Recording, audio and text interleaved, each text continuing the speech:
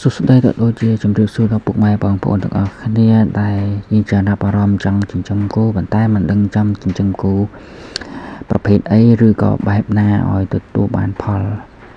ល្អបងប្អូនថ្ងៃនេះខ្ញុំមានពីរជម្រើសទី1ការចិញ្ចឹមគោយកកូនហើយទី2គឺការចិញ្ចឹមគោយកសាច់បងប្អូនចង់ចិញ្ចឹមគោមេគោយកកូនគួរតែ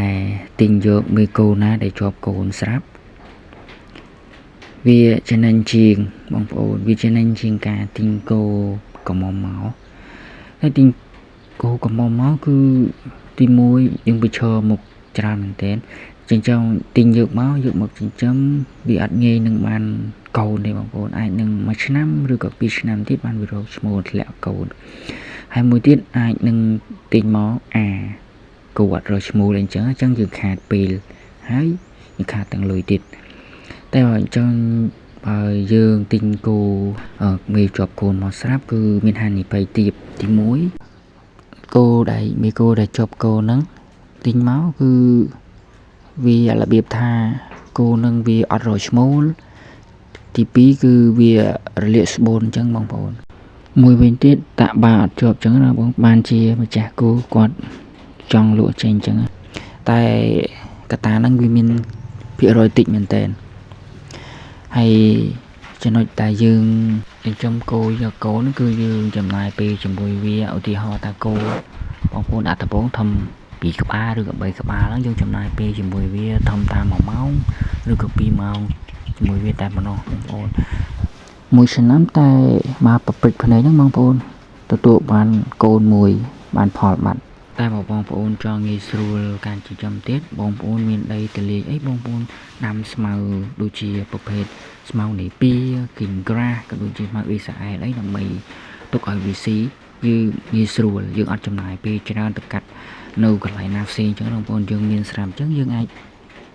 កាត់ដាក់ឲ្យស៊ីភ្លាមតែម្ដងហើយណាមួយពពួកស្មៅអស់ហ្នឹងវាមានប្រូតេអ៊ីនច្រើនមែនតើទៅដល់បងប្អូនគោយើងឲ្យមានសាច់ផងដែរបងហើយជំរើសទី2នោះគឺការចិញ្ចឹមគោយកសាច់ព្រោះបច្ចុប្បន្ននេះការចិញ្ចឹមគោយកសាច់គឺមានទីផ្សារខ្លាំងមែនទែនបងប្អូនហើយណាមួយវិញទៀតការចិញ្ចឹមគោយកសាច់នេះគឺវាចំណាយពេលតិចជាងការចិញ្ចឹមយកកូនយើងត្រូវចំណាយពេលជាមួយវាត្រឹមតែរយៈពេល2ខែកន្លះទៅ3ខែគឺយើងបានផលលក់ចេញបានអញ្ចឹងណាបងប្អូនប៉ុន្តែការចំណេញគឺវាមិនបានច្រើនប្រហែលទេ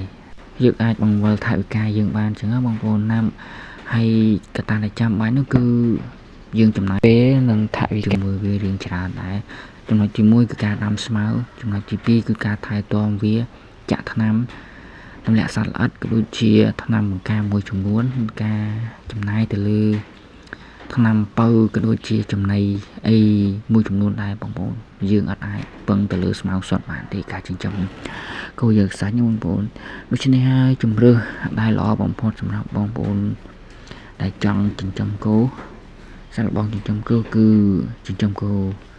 យកកូនវាជាជំរឿសល្អសម្រាប់បងប្អូនចិញ្ចឹមលើកដំបូងចឹងបងប្អូនចំណាយពេលរៀងយូរបន្តិចមែនប៉ុន្តែទទួលបានផលច្រើនហើយនៅពេលដែលយើងទិញចូលមកយើងគួរតែមើលជ្រើសរើសយកពូជណាដែលល្អ